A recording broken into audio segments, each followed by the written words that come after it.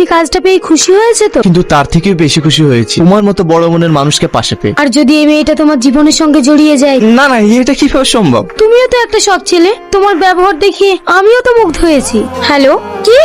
আমি ওদের কাউকে ছাড়বো না, আমি এখনই আসছি, আমাকে এখনই থানায় যেতে হবে। কি ব্যাপার, আমাকে ইমার্জেন্সি ডাকলে? কিছু বলবে? তুমি একটু বসো, আমি কাজটা সেরে নিই। আমাকে বসিয়ে রেখে কি এমন কাজ করলে? এই ল্যাপটপে আমার সম্বল, এই ল্যাপটপে সবকিছু থাকে। কোন কোন গ্যাংকে আমি ফিনিশ করেছি, কোন গ্যাংয়ের বিরুদ্ধে তদন্ত করছি, আমার শত্রু, সবই এই ল্যাপটপে থাকে। আজকে তোমাকে একজনের সঙ্গে পরিচয় করিয়ে দিতে চাই। কে সে? আসো আমার সঙ্গে। এই দেখো, এটা আমার মা, এটাই আমার গার্জেন, প্যারালাইসিসের রোগী। মা, তোমাকে যে টনির কথা বলেছিলাম না, সেই টনি।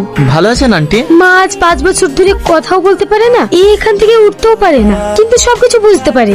মা, একে আমি খুব ভালোবাসি, আমরা 1 সপ্তাহের মধ্যেই বিয়ে করব। তোমার আশীর্বাদ নিতে এসেছি। তুমি খুশি তো মা? টনি টনি, তোদের বাড়ি যে মেয়ে পুলিশটা আসে না, সে মার্ডার হয়ে গেছে, চাতরে মাঠে পড়ে আছে। গাড়িতে তোলো। এই ল্যাপটপে সবকিছু থাকে। কোন কোন গ্যাংকে আমি ফিনিশ করেছি, কোন গ্যাংয়ের বিরুদ্ধে তদন্ত করছি, কি আমার শত্রু, সবই এই ল্যাপটপে থাকে।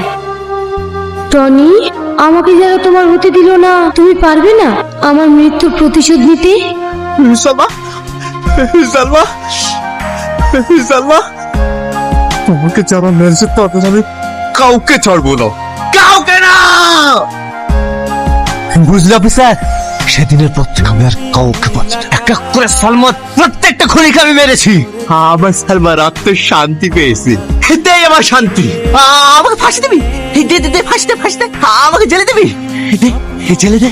ঠিক আছে, তোদের করার কথা ছিল, ঠিক আছে আমি করেছি। আমি চল লিচা, আমাকে লিচা লিচা।